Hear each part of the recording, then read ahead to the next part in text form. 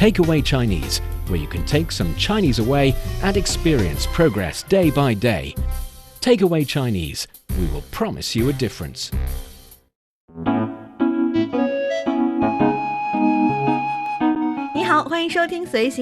Welcome to Takeaway Chinese. I'm Niuniu with Steve Hatherley. Hello, Steve. Whatever. Ooh, someone's in a mood today. You know what? No, I don't even think I'm going to do this show today. Oh, what is happening to you? Why don't you love Takeaway Chinese? Everybody loves Takeaway Chinese. I do love Takeaway Chinese. See? That ends the... But my intro was a clever way to introduce our topic for today. It is very clever. And I was trying to stop an argument by saying something that you cannot disagree with. That's true, which is a good strategy. Yes. So today we're going to talk about argument because we realize that on Takeaway Chinese, we are often very love and peace and happy family, leisure time, entertainment, enjoyable, which is a good thing. But not the 100% scenarios you're going to encounter in your life. Yeah, absolutely. I mean, part of every language is learning about the unpleasant ways in which you sometimes need to express yourselves. I think a very attractive part of language learning is cursing words, which is something we're not doing teach. that, by the way. No. Yeah, but it's true. I mean, you're going to get into situations inevitably in your Chinese life where you will have disagreements with someone, somewhere, somehow.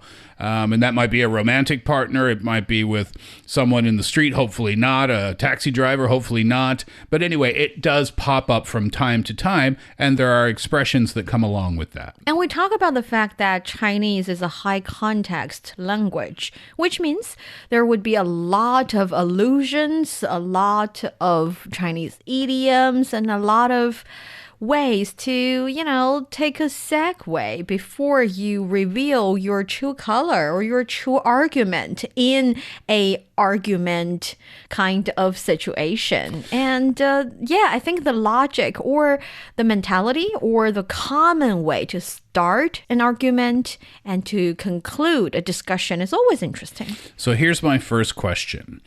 In the English language, when someone says to you, now this might be your boss or your romantic partner, but they say to you, "Can I have a word with you?" Now, in English, that is usually not a good situation. Same in Chinese. First, I want to know, how do you say that in Chinese? And I wonder, is it the same thing? Is it the same kind of situation? I want to have a word with you. It's not necessarily a bad thing, depending on how you phrase it, to be honest. For example, if you say, this is very typical in Chinese, that is, instead of saying, I want to have a word with you, we would say, do you have a minute? Let's have a conversation. Oh, okay. That is neutral. That is absolutely neutral. I would say, 你有空吗？我们聊两句. So, 你有空吗？你有空吗? Yes, we talked about 空 being a blank. It can be a blank on your schedule or a blank in your life that I can fill in, something like that. Or it's simply free time. 空闲时间, it would be free time. So, 你有空吗 would be, do you have some free time? So, since it's neutral, in English, I guess it's the equivalent of like, hey, you got a sec? Exactly. Like meaning second. 我们聊两句. Okay, a little slower, please. 我们聊两句. 聊两句. Yes, literally it means 我们 we 聊 talk 两句 two sentence, literally. Okay, one more time, please. 我们聊两句. Perfect. But that's neutral, That right? is neutral. Is there anything in Chinese that would denote or show like, I'm not happy and I want to talk to you? On the contrary, the first thing I think about would be something that showcases it's definitely something casual or positive. It's definitely not negative, and that is 聊2块钱的. I am spending some of your time and buying some of your time. I think it's worth 2 yuan, which means it's a short period of time, and I'm having a short conversation, and it's very playful and lightly, which is why it's definitely not something serious. It's almost like, can I buy a moment of your time? Yes, and the funny thing is, it's not even necessarily always 2 yuan. It can sometimes be 0.5 yuan. Oh, okay, but just, okay. Less than 10 yuan to show Sure. that it's just, casual and short. Okay. And when it comes to something that's Definitely bad. I don't think language-wise there is that option. But you can tell, always tell from people's facial expression or the way they say it or... The tone? Yeah. Not like the tones of Chinese language, but just your voice tone. Yeah. So that's that. So in those kind of situations, I don't think, I mean the 你有空吗？我们聊两句 that is neutral. And the 聊2块钱的 let's have a light conversation, that's pleasant. So those are the relatively good ones. For those ones, you don't really anticipate yourself being in an argument. But for other possibilities, there are different types of argument. For example, in real life, we 争论. 争论. So 争 carries the meaning of rivalry. It has the connotation of rivalry, like fight against each other almost. And 论 is to elaborate.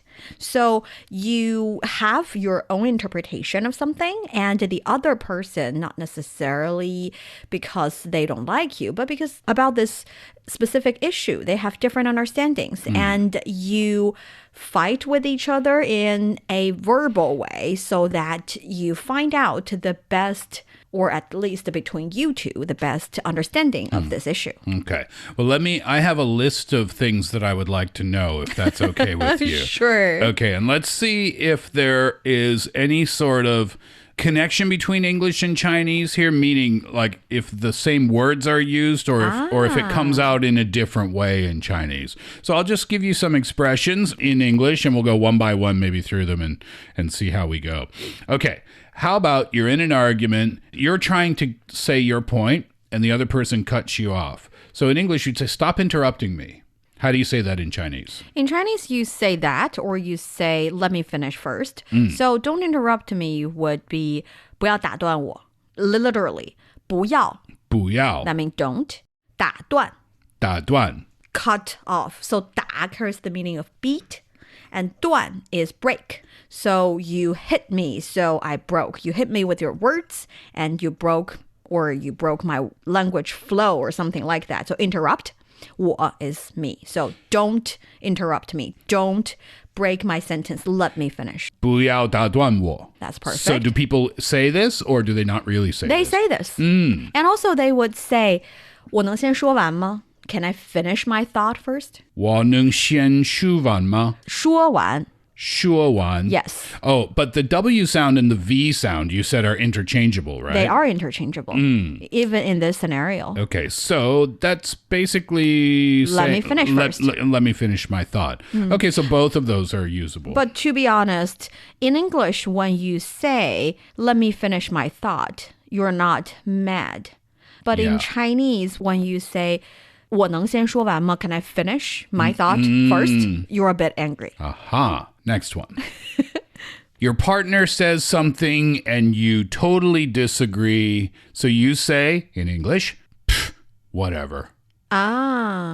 You're being totally dismissive of what they are saying.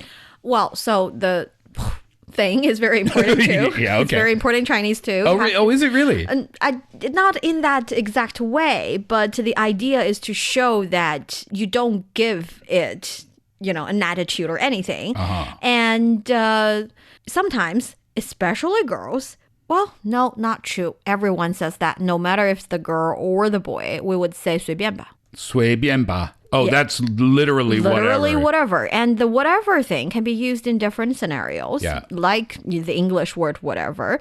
It's sometimes if you are asked to choose about what to eat for dinner and you say 随便. Anything would work. So it carries the anything would work kind of whatever. You don't necessarily mean badly in the sense that I don't care. Yeah, same in English, right? What do you want for dinner? Whatever. Whatever. Yeah. It's that kind of whatever. Though the one who's getting that as an answer might not be happy about it, but that is another issue to discuss. But here, if you say 随便吧, it's like, whatever. Just, I'm done arguing with you. Nice. Yeah. Do you put the in the front? No, we put 随便吧, 随便吧. It's like I 随便吧. sigh. Yeah, perfect. That's good. Nice. 随便吧. Can you add attitude to it? Can you say like 随便吧? if you're not in a movie that is translated from another language. Okay, yeah, right. If you're not a voice actor doing a No. voiceover. No. Okay, how about this one? That one was good. 随便吧. This is a little, I don't know if this will translate or not. In an argument, sometimes your partner will say like, yeah, but you said like, or you feel like this. You said this. You say, whoa, I didn't say that. But we say, don't put words in my mouth. Do you have any good ones that are kind of modern day Chinese that young people use in an argument? The funny thing is, when it comes to younger generation, you see that they're definitely getting more confrontational. They're not shy about showing their color. For my parents' generation, for example, when they are in an argument, they would always say, I agree, but as a starting point, 我同意，你说的有道理，但是 so 你说的有道理 you're making a lot of sense. But here's my 2 cents, something like that. Oh, okay, so this is polite arguing. Very polite. Yeah, this is formal arguing. Can I have that sentence? 你说的对。你说的对。对。 So 说的 is like the things that you said are making sense, are correct. So the are correct one is like really, really correct. I definitely see where you're from. Whereas the 你说的有道理你说的有道理. So 有道理 is like, definitely there are something in your words that are making sense. I'm not agreeing with you completely. Part of it I don't agree, this part. Then you add the but. What I'm trying to say here is that the 你说的对 is more polite than 你说的有道理. It's like the first version is like, I completely get what you're saying, but here's my perspective. The 你说的有道理 is kind of like saying, yeah, you make some sense, but not really. So, but still, the concept is that they are relatively more polite, even when they're disagreeing. And besides that, there is another part that is a lot of the times the argument or the debate, the whatever conversation they're having, at the end they would say 我们可以求同存异。求同存异. So 求同存异, 求 means to seek and 同 means to agree. 存 means to save or to keep. 异 is disagree. So it's not agree to disagree. It's more like we can find our common ground while keep our own opinions towards something. So let's agree to disagree in English is kind of like... We agree that we disagree. But in English, you're putting an end to the conversation. Yes, but 求同存异 is more like, I understand that there are things that we can let go, but we also found some common ground that we can agree on. So yes, a lot of people would kind of translate 求同存异 as agree to disagree, but I think there's still difference. But the concept is that Chinese people, I think this one is not only about different generations. I think Chinese people in general would like to find some common ground so we can cooperate, we can find the similarities, we can move on with whatever relationship we have. But for the younger generation, they are more brave in showing their special colors, their opinion. And when they are in the mood to argue, they have also different types of arguing accusations towards the other party. Oh, fun. Tell me. So, for example, in real life or in business settings, you don't say the other party has no argument at all. You don't say that they're totally wrong. Yeah. Usually. But when you're online, when you're debating with someone that you totally disagree, you say that they are arguing for the sake of arguing. You say that they have no ground at all. They're just playing words with the language, just playing games with the words. Okay. And that is called 抬杠. 抬杠. So 抬 carries the meaning of bear something on your shoulder or just lift something up. And 杠 is a huge, heavy stick, usually wood. And I try to figure out how come this 抬杠 would mean something that this person is only arguing or disagreeing with me and they make no sense. They're just saying that something. And it turns out that one possible origin of the word is that in the northeast side of the country, in the Dongbei 3 provinces, there has been this one entertainment form in the fairs in the countryside. It's kind of like a comedy show. You would have a clown sitting on the huge stick, and other players or other performers would carry it up, and the entire mission of the clown is to randomly pick on people in the crowd and start a meaningless argument with them. Okay. And that activity is called 抬杠. Later on, the word got transferred into these kind of arguing for fun. Is this kind of like you're speaking nonsense? A little. It's like you have no logic. You make no sense. Your argument makes no sense. 你抬杠.你抬杠. 你这就是在抬杠. The conversation is not going anywhere. Yeah. It's not useful. I'm talking to a wall. Something like that. Uh-huh. But we do have I'm playing music to a cow. 对牛弹琴. Oh, yes. Tell me how to say that. 对牛弹琴. 对牛弹琴. 对牛弹琴. I am playing music instrument to a cow. Well, by the way, scientifically. Oh, you're going to stop. I know what you're going to say. And you're not breaking any news here. You're going to talk about milk, right? Yes, I knew it. Yes, more milk, more productive. Yeah. But the idea is that you are explaining things to those who cannot understand. It's not only perfect. about... We're getting to the insult section of the argument now. It's not only about argument. It can be that you're trying to lecture someone, but there's not. I mean, this is quite rude. Oh, definitely. Yeah, so be careful with this one. No, don't say that. 对牛弹琴. 对牛弹琴. I'm playing music to a cow. Playing music to a cow. That is wonderful. Going back, if you don't mind, to 抬杠. Yes, going back to 抬杠 point. So now 抬杠 is I think almost universal way here in China, especially on the internet, to say that to another party, you have no grounds. What you say whatsoever makes no sense. You're only saying these things because you either don't understand my point or you have no grounds in arguing, so you're playing language games. So the sentence would just be like 你抬杠. You can say that, or 不要抬杠了, stop like acting like this. And the funny thing is, for those who really, really want to argue with people or disagree with people, yes, there is that persona being again and again portrayed in short videos on the platform just to showcase that, these kind of people are so annoying and they exist in my life kind of videos, mocking them. And they call them 杠精. 杠精. So 精 is a Chinese way to say little monsters or goblins or just, not entirely human kind of creatures. And we know the 杠 is the huge stick. So 杠精 would be this stick is now a representation of those who really always disagree with others.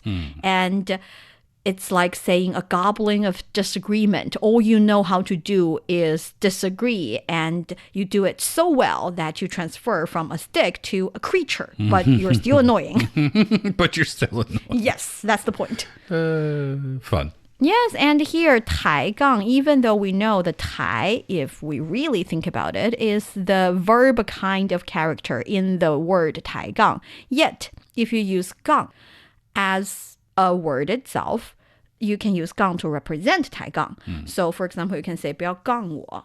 Don't do that talking nonsense only to disagree with me kind of thing. 不要杠我. Yeah, for example, on the internet, sometimes people would post lovely videos of them helping homeless cats, stray dogs. And there will be people saying, wow, you're so kind to the cats. Are you kind enough? Or are you also kind to your parents? Or sometimes, I know, it makes no sense. That you guys should see the face of Steve when I was saying that. Steve was like, what? Yeah. From where to where? But their argument is that, you're so kind-hearted. You should be nicer to your parents, not spend your money to stray animals. But as you can see, there's no real correlation, no real links in any of these things. Yeah. So those kind of activity would be 抬杠。不要看我，不要杠我，不要看我，杠杠。 perfect. G sound, not the K sound. Exactly. 不要杠我。不要杠我。Question, when you say 不要, if you speak it very quickly, does it sound like 不要? A little, but don't Don't try that. to say 不要. No. 不要，不要，不要杠我。不要杠我. And while there are different possibilities, sometimes it's because they genuinely do not believe in what you're saying. For instance, we've just spent the lovely Chinese New Year long days with our family members. Oh, we should have done how to fight before the Chinese New Year holiday That's came. what I was trying to say. All right. Sometimes the remote relatives would say the most annoying things. Yeah. They accuse you of not getting married. They Yeah. accuse you of getting married but no give birth to kids. Yeah. And they accuse you of being too nice to your pet. They want to know your salary. They want to know your daily schedule, why you haven't lost weight, why you never contact them. And you can tell the difference. Some people are truly gossiping and nosy and just want to have a little family drama fun. But some are nice. They really care and they want you to have the quote-unquote perfect life according to their notion. So some people are 抬杠. Some people are just having different opinion, which, well, I always am a bit nicer to the second type. I think it's just because they don't know what else to talk about with you. That too. Right? They never see you. You never, you don't keep in touch regularly together. So they're just trying to make whatever conversation they can. That's also true. Yeah. And when it comes to disagreeing with each other, one thing, I don't know, I think probably in other cultures you would say that as well. But in Chinese, when we want to do something personal, attacking you, or when we want to say something that is not very pleasant, we would kind of have a disclaimer in the beginning. Oh, you preface it by saying something polite? Yes, we would say, for example, 我这个人说话直. So 我这个人 is someone like me. So me as a person is a person who 说话 is talk. 直 is straightforward. So I'm someone who would always voice my opinion very straightforward. Hope that's not offensive. Usually after this, you will hear something offensive. Yeah. And also there's the possibility of something like 我不是针对你. Oh, that is usually in a group debate. So a lot of people are talking about their ideas and all of a sudden someone says, Steve, 我不是针对你. 我 I 不是 am not 针对 focus or to pick you up. I don't mean to single you out. I don't mean to single you out. 我不是针对你. But I will. Exactly. That's what I'm going to say. So Yeah. if you hear something in Chinese like, no, I'm not being personal. I don't know if I should say this to you because I don't know if it's polite. I am not saying this because of you. I'm saying this because of this thing. Yeah. Usually when they say these things, you're going to hear something you don't want to hear. I know what you were trying to ask a moment ago. I'm not picking on you. I'm not picking on you. I'm not picking on you, but... Exactly. But you will be my example. Yeah. So is that something in other cultures as well? Well, one of the things that I learned in the last few years, I'm really into how to get other people to do what I want. Ooh. Everybody should learn that. The power of persuasion. Yes. Right? And that applies to romantic relationships or any relationship at all, really. Which is why I find arguing so kind of funny in the first place, because it's a bit stupid. Because your goal is always to get the other person to do what you want them to do. And the way to go about that is very rarely fighting with them. right? Yes. Yeah. But, sometimes some people would just want to insult the other party. Sometimes, yeah. But to answer your question, I think in English, I was listening to a podcast about it was a communication podcast. And the guest on that particular day was a relationship therapist.